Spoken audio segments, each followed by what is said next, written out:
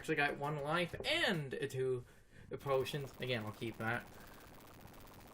I keep actually getting the lives and shit. Oh, almost done. I think it's 3 more worlds? I was actually have a decent amount of lives, because, you know, not dying.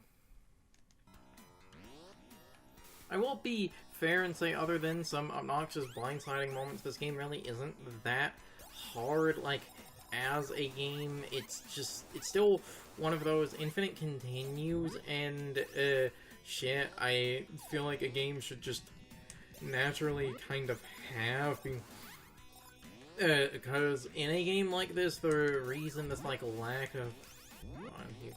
Okay. In a game like this, a lack of, like, it continues. It's like, oh, the blindsiding moments are just, like, kind of annoying, but the reason shit like that always bothers me so much is I tend to think about, what if those blindside moments were the last hit of, like, someone's last life, or whatever, and I tend to think about, I feel like if something like, you know, if a ghost like that, like, let's say you were at really low HP, so you were trying to break one of the statues to get some health, and, oh, it's, like, surprise, it has a ghost in it, and that one, again, same thing, it's like, surprise, that has a ghost in it. I feel that's not really fair for that to potentially use the last life of your, like, last continue, or whatever, because you just got hit by, like, something you couldn't react to.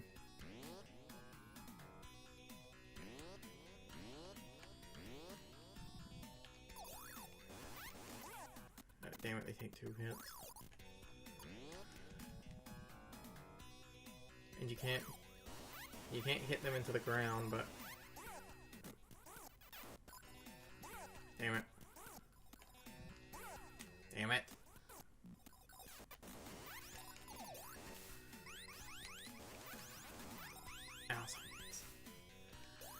And here, funny, and here's a moment that falls into sort of, like, exactly what I was talking about.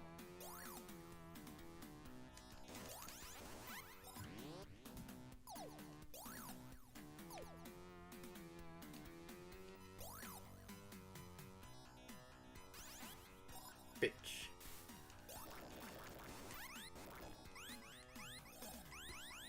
Where I feel like dying to an enemy, like blindsiding me, I've always felt that type of shit just isn't fair difficulty. Because that type of shit really does feel like the type of shit that's like, oh, that is anti-rental design, and, you know, this game, talking about, like, rental design in this game is sort of funny because of the whole, this was made, like, exclusively for the American, and again, I think European markets. I know it was American for a fact. Again, I can't remember if European was a thing or no. And because, like, and because, you know, we're in an age now where you can't just, like, unless it is somehow able to actually fall into, like, bad design for people, you can't complain about, like, a game's difficulty or something, and because you can't complain about, like, a game's difficulty now, it always has to be the player and not the game. I have to ask, what is the point of having enemies in... What is the point of having enemies in... I'm gonna have to use a fucking invincibility.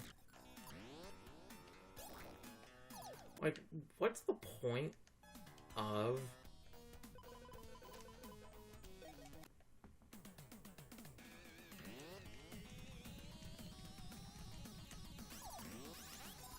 Bitches. And all of that... And all of that for a heart, so I... You know what, no. We're not wasting that. I'm not wasting that invincibility potion. If I picked up another type of potion, maybe, but that ain't worth it.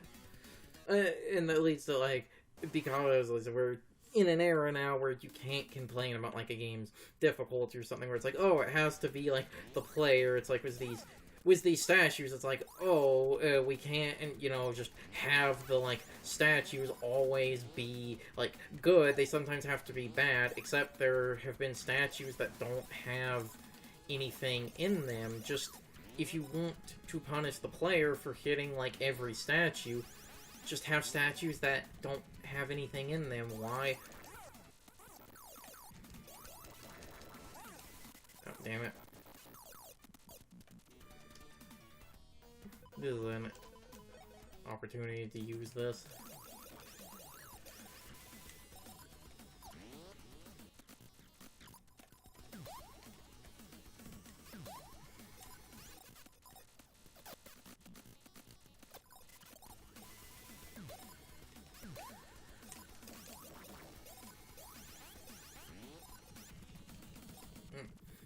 Basically, like, there have been plenty of times where they've had statues like so that don't have like anything in them. Like, it also looks like that one is one that doesn't have anything in it.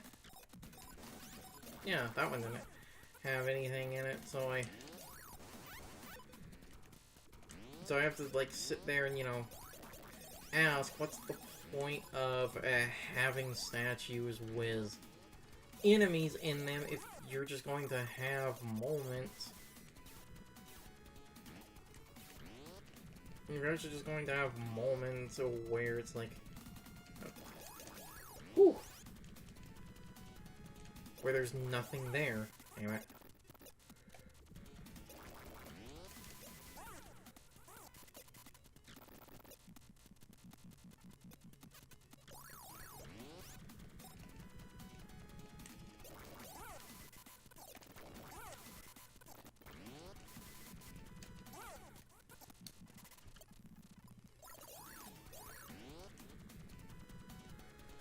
I don't care what you say, forcing, like, creating scenarios like this where the player's, like, forced to sort of just invincibility potion through it is bad design.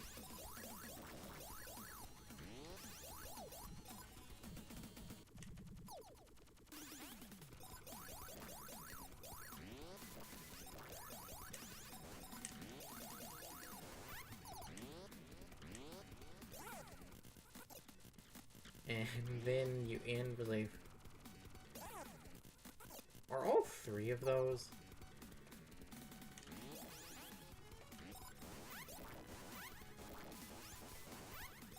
Douchebags. Douchebags, every last one of you.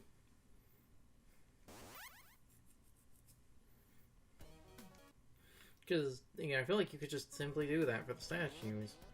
Just don't... Just create a statue that doesn't have anything in it. Though I also feel... Though it's also one of those because the statues are where you get, like, your power-ups and shit. I kind of feel like even if that was your other idea, was create statues that don't have power-ups, and then that's still a bit, like, dick on some... I feel like it's still a bit dick on some level because, like, you know, you're putting... Because these have the potential to have power-ups, and then you put them in, like, dangerous places, like right here as an example.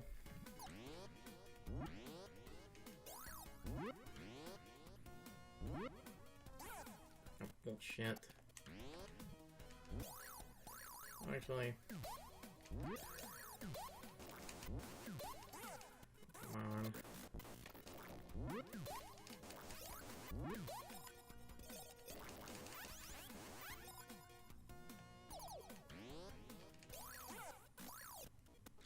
Yeah, I should just go this way.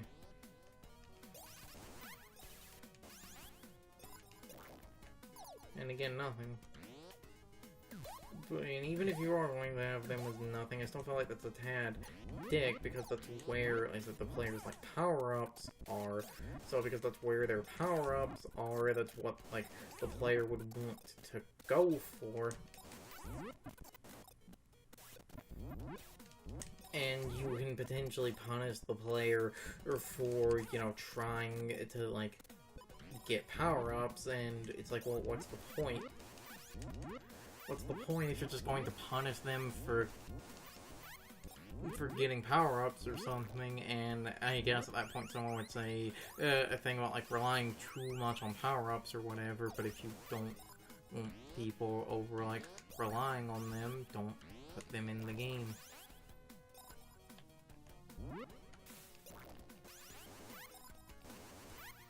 Also, this is a funny thing of, it's like, even when it's not a direct power-up, it's like question mark blocks in Mario, as an example, are good design, because even when they don't get you a direct mushroom or, like, fire flower or whatever... Oh, that one was just literally... That one was literally just in the way. The game just gave up after a certain point. Question mark blocks in Mario, as an example, it's like... Those don't always give you a power-up, but they give you coins, and if you get enough coins in, like, the game's Wiz Lives, you would get a life, so it, like, the design makes sense, where even when they're not directly helping you as, like, a super mushroom, this slowly works to you potentially getting, like, more lives or whatever to help Wiz difficult sections, so there's still a purpose.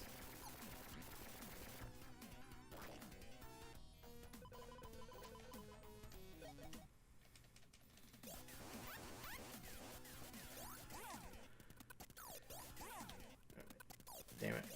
Slippery biscuit, that chuck. Yeah, fuck it. Or I guess you could say chuck it.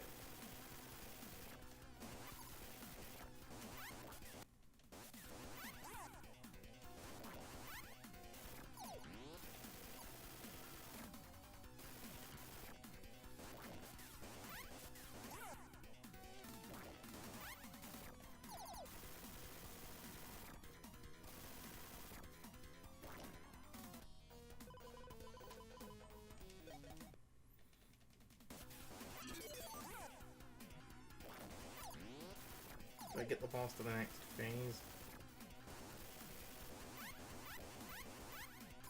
Funny.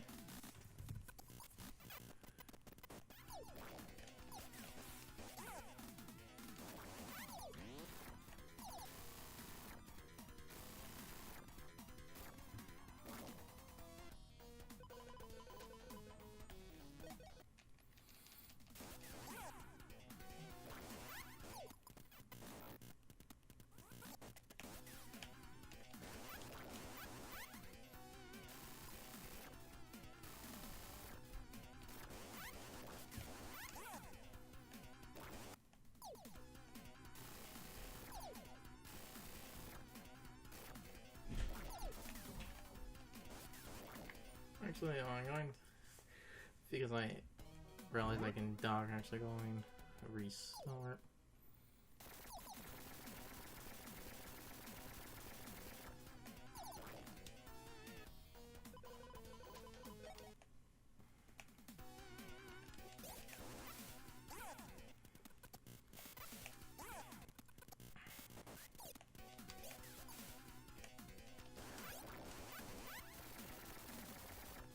Though I actually can't tell if that...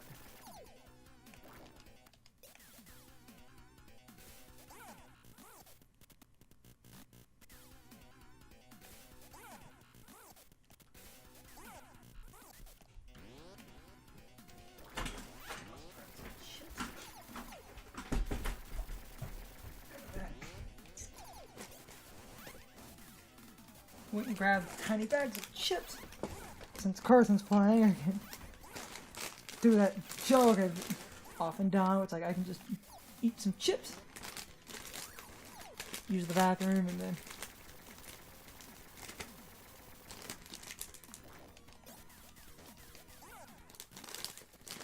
got those anime shades.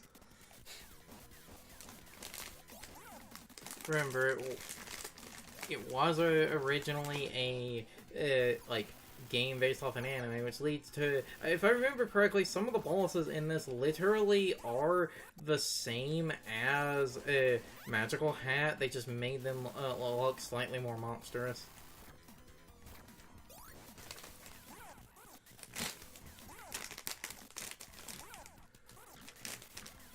Damn it. Oh no, he's desaturating! How the fuck do I dodge that?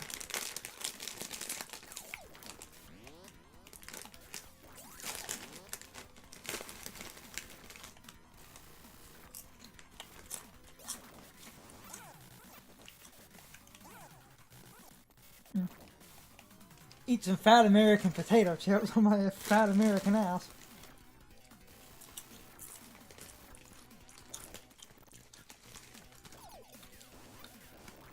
Ha, bitch.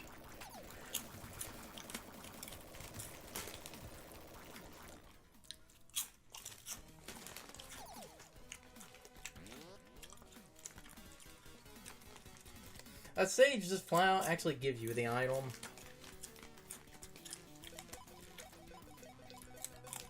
Mm-hmm. I just remembered I had that. Yeah, there's a fast forward.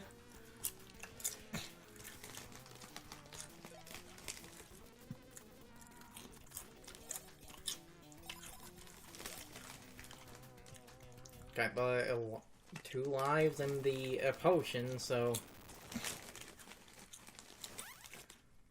Ooh, 9 lives. Oh god, I fucking remember this world and I hated it!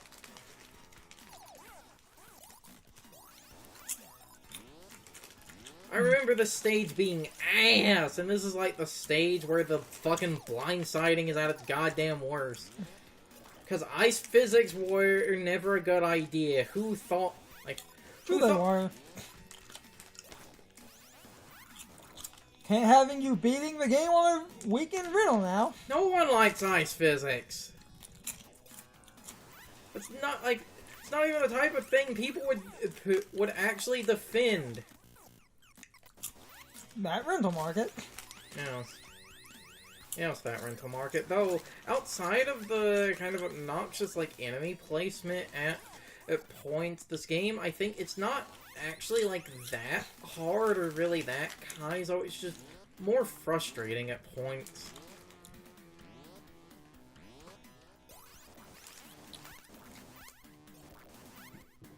I find it just more frustrating over anything else.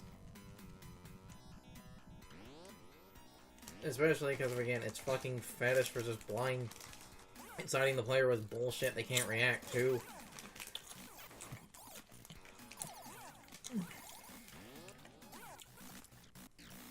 And if you say anything, how the fuck am I supposed to react to something I literally can't see? Like, how am I supposed to react to something off-screen? You have to know it's there and prepare for next time. It's the Sonic logic.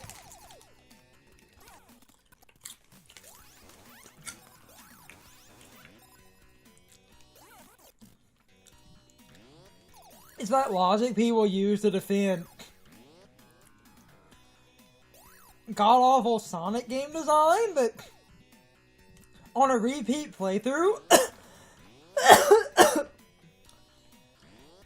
God damn it. You'll know something's coming?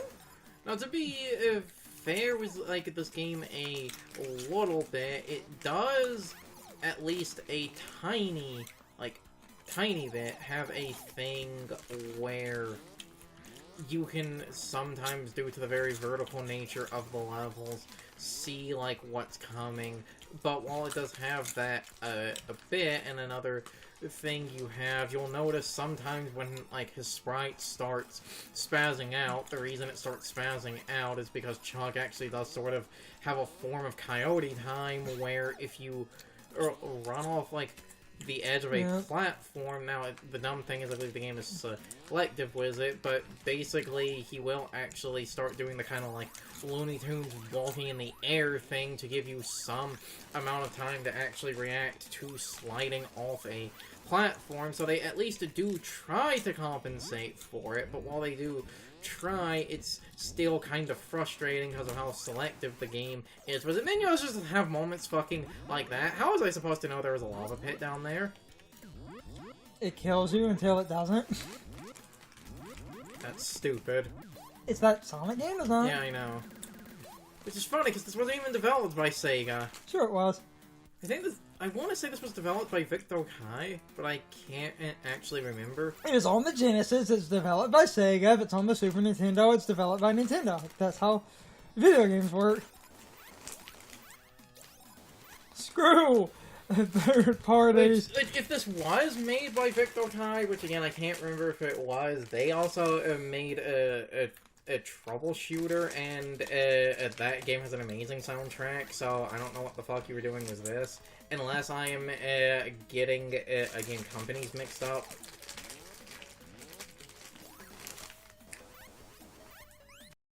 It's time for the question of the day and my overall thoughts on the topic. So anyway, this question will basically be a follow-up from last time, but anyway, are you someone that agrees with me and Carson and basically calls out this era of gaming whenever you see that Kaizo level design that was usually influenced by the rental market and old arcade games?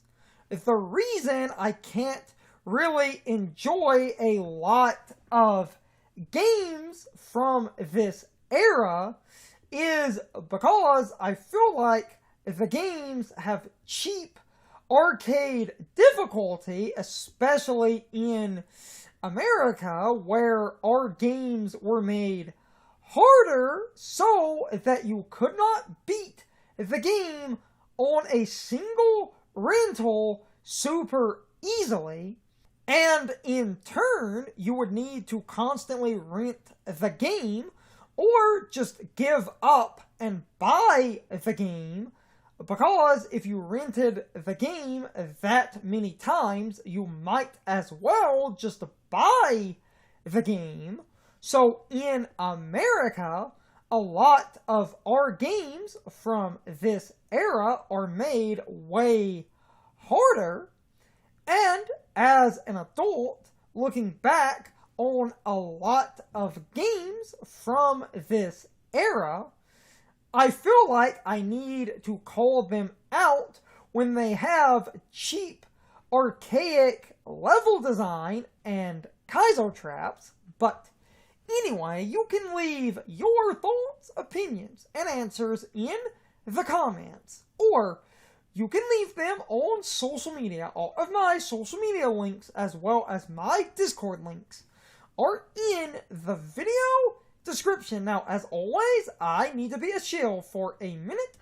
If you subscribe to the channel, and if you follow me on social media, that really helps our communities grow. But anyway, I hope you all enjoyed the video, and I hope I will see you all next time. So as always, good morning, good afternoon, good evening, or good night, everybody. I hope you come back someday. See you later.